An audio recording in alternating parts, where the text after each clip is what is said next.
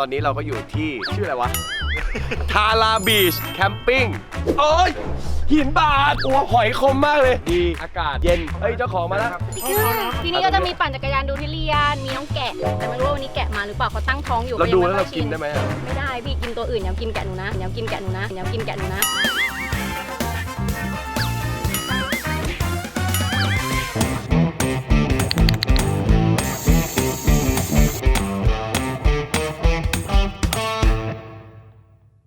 สวัสดีครับเจอกับพอชอีกแล้วนะครับตอนนี้เราก็อยู่ที่ชื่ออะไรวะ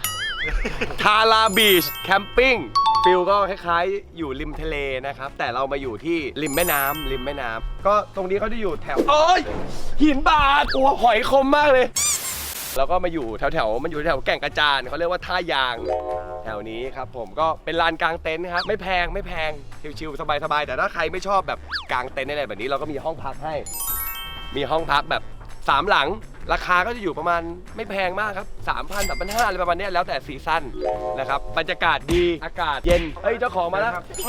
ไอ้เราเปิดนานยังไงปีครึ่งแล้วปิดเมื่อไหร่ ปิดพรุ่งนี้เลย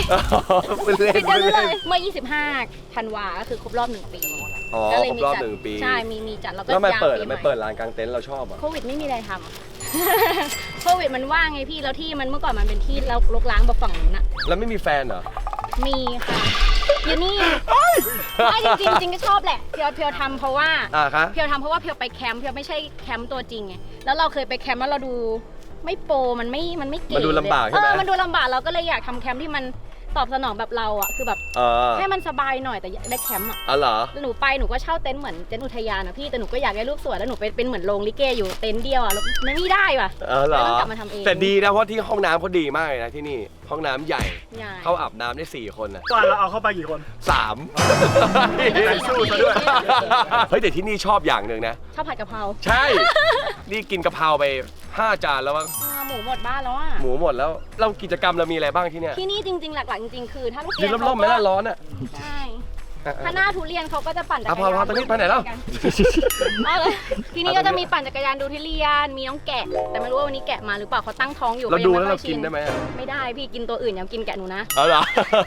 แล้วก็หลักๆก็คือเนี่ยปั่นจักรยานชมสวนแล้วก็ล่องบอร์ดที่หนูมาเป็นที่แรกในเพชรบุรีที่เป็นแบบแพดเดิลบอร์ดล่องแม่น้ำเพราะเราเคยไปเที่ยวเมืองกาญไงเหรอไปติดใครเมืองกาญหรือเปล่าไปติดบอร์ดหรือว่าติดบอย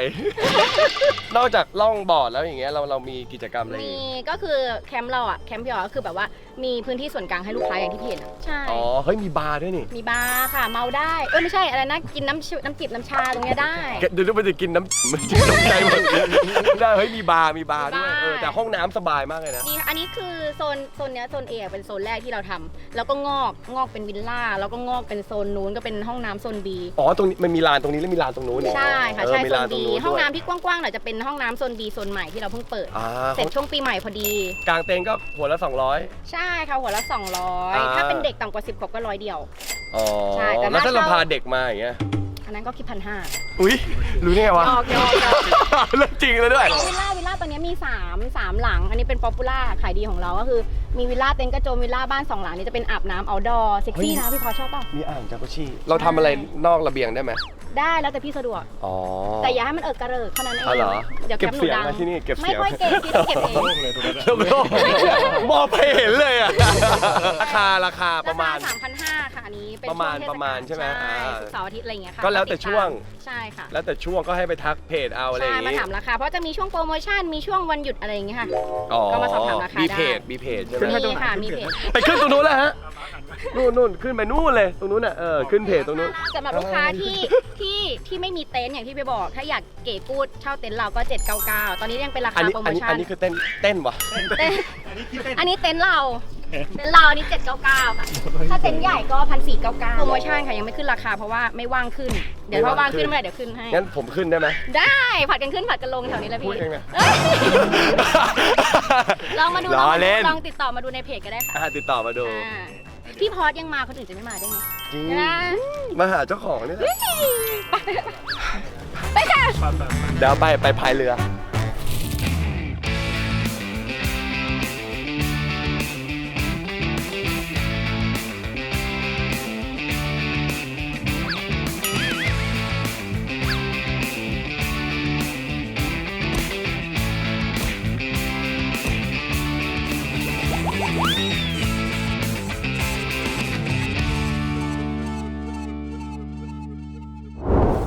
เอาละครับตอนนี้เราก็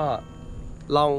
paddle board ใช่ไหมเขาเรียก paddle board นะครับซับบอร์ดเสร็จเรียบร้อยแล้วก็สำหรับใครที่อยากชิลบรรยากาศดีๆแบบธรรมชาตินะต้องมาทำกิจกรรมนี้นะครับสนุกมากๆเลยก็นี่เดี๋ยวเรารอรถเขามารับนะครับผมสักครู่หนึ่งแล้วเดี๋ยวเราไปอาบน้ำเสร็จแล้วก็เดี๋ยวมานั่งบาร์กันชิลๆนี่ทำอาหารกินกันครับ หลังจากที่พายเรือมาเหนื่อยๆนะครับก็ต้องมาหาอะไรดื่มให้มันแบบสดชื่นหน่อยก่อนที่จะไปกินข้าวก็มาชิมน้ำอะไรเขาสักหน่อยนะฮะเดี๋ยวเรียกเด็กสักแป๊บนึงน้องโอ้โห ชอบอะไรดีคะ เหนื่อยอ่ะมีอะไรกินให้มันแบบสดชื่นบ้างไหม ชอบเปรี้ยวหรือชอบหวานคะ ชอบหนูได้ไหม ว้ายหนูเอาตัวลงไปปั่นนี้ได้ไหม ว้าย เป็นแบบว่าม็อกเทลแบบว่า no แอลกอฮอล์สดชื่น เอาแบบกีวีได้ไหม กีวีจะออกแบบเปรี้ยวๆหน่อย ได้เปรี้ยว จัดให้หนึ่งเดี๋ยวเอากีวีปั่นแบบ no แอล ได้ เพราะว่าเนี่ยเราก็เมาดิบอยู่แล้ว ใช่ครับผมเพราะที่นี่เปรียบเสมือนเมาดีฟ เราก็เลยเมาดิบใส่น้ำมีอารมณ์ก่อน น้ำแข็งบ้านี่แข็งไปเนี่ย ไม่ต้องตวงนะคะ เพราะว่าไม่เน้นสูตร ใช้เขาเรียกว่าใช้จิตสัมผัส อ๋อ เบาหวานนะคะ ใส่มะนาวแท้ปะเนี่ย แพ้ค่ะแต่ส่วนด้านบน เขามีสวนด้วยว่าจะไปเดินสวนอยู่ แต่กลัวเมื่อยไงเดินไปเดินมาตายเดินสวนไง ร่างกายเขาแข็งแรงหรือเปล่า ปั่นอะไรครับ ว้ายบ้าบอจริงเชียว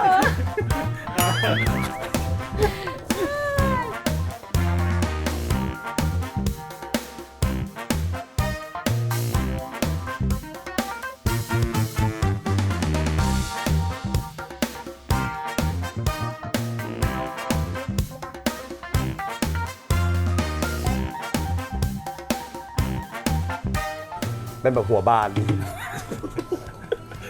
สะเทือนใจมาก ผลไม้ เลย ท็อป ค่ะ สับปะรดสมรดนี่คนจันทร์เรียกสมรดท่านจันไรเรียกผลไม้ท็อป อะไร อ๋อ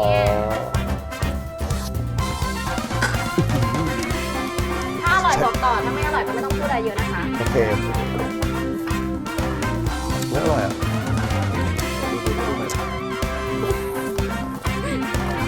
ฉันปวดหัวมาก ไกลไป กูรอให้รำคาญเนี่ยไม่รำคาญจริง ทำอร่อยเลยเนาะ อร่อยค่ะนี่เป็นคนอร่อยค่ะใครๆก็บอกว่า ยังไม่เคยชิมเลย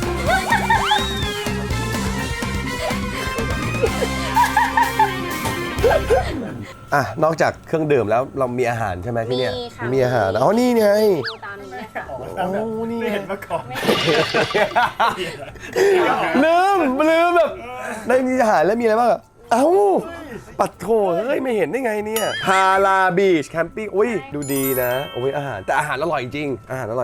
ชิมแล้วเราทำเองด้วยไหม ไม่ค่ะเรามีแม่ครัว ดีมากๆก็สำหรับคนที่แบบว่าชอบมากางเต็นท์แต่ขี้เกียจทำอาหาร ก็มาสั่งที่นี่ได้เลยเพราะว่าอาหารเขามีครบทุกอย่างอาหารเยอะมากและอาหารอร่อยนะครับผมเดี๋ยวสั่งอาหารสักนิดหน่อยแล้วเดี๋ยวไปนั่งคุยกันตรงนู้นชิลๆสบายๆแต่ผัดกะเพราต้องมา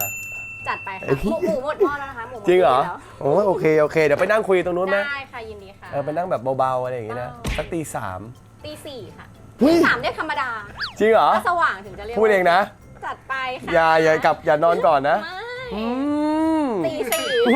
มนอนไหนอ่ะ 4แล้วนี่ อ๋อโอเคตรงนี้ใช่ไหม ใช่ โอเค ค่ะ เอ้ยเดี๋ยวไปคุยตรงนู้น ได้ ไป ค่ะไปค่ะ ตามไปนะ ค่ะ เอ๊ะ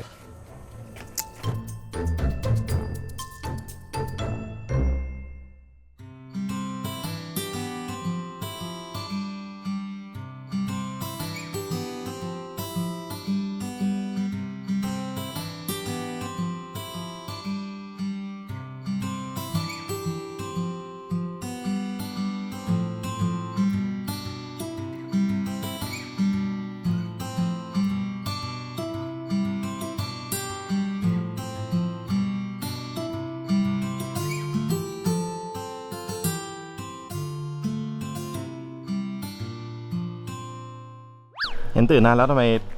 ยังเก็บเต็นท์ไม่เสร็จสักทีอะพี่ มันเป็นผ้าครับมันเป็นผ้าแคนวาสมันต้องรอแห้งครับผมนี่แหละวิถีของสายผ้าแคนวาสเป็นอย่างนี้แหละครับ เมื่อคืนนี้เป็นไงบ้างครับรีวิวอาการเมื่อคืนนะพี่ ล่องลอยชิวๆบรรยากาศดีริมน้ำแต่อากาศจะชื้นไปนิดนึง แต่ถือว่าโอเคครับผมเวลาเจออากาศชื้นๆแบบนี้เราก็จะได้กลับบ้านช้าคนอื่นเพราะว่าเต็นท์เราจะไม่แห้งนะฮะถ้าเราเก็บเต็นท์ไปเปียกๆเต็นท์เราก็จะเป็นเชื้อรานะครับผม แบบนี้นี่เอง ครับสำหรับใครที่ชอบฟิลแคมปิ้งแบบนี้นะฮะก็ฝากที่นี่ไว้ด้วยนะฮะทาราบีชแคมปิ้งนะฮะก็เป็นฟิลแบบชายหาดชิลๆสบายๆอากาศดีเหมือนกันนะฮะเพชรบุรีสำหรับใครที่สนใจอยากจะมากางเต็นท์หรือจะมาจองที่พักอะไรก็ติดต่อไปได้ในเพจทาราบีชแคมปิ้งนะครับแล้วก็แว่วๆว่าได้ยินมานะว่าเหมือนเขาจะมีคอนเสิร์ต private party คอนเสิร์ตอะไรประมาณนี้นะฮะก็ฝากด้วยแล้วก็สำหรับใครที่ชอบให้พอสทำคลิปท่องเที่ยวแบบนี้นะฮะก็บอกกันมานะฮะเดี๋ยวทำเรื่อยๆครับฝากไว้ด้วยนะครับสำหรับพอสสลันชาแนลนะครับฝากกดไลค์กด subscribe กดแชร์ด้วยนะครับผมฝากไว้ด้วยครับ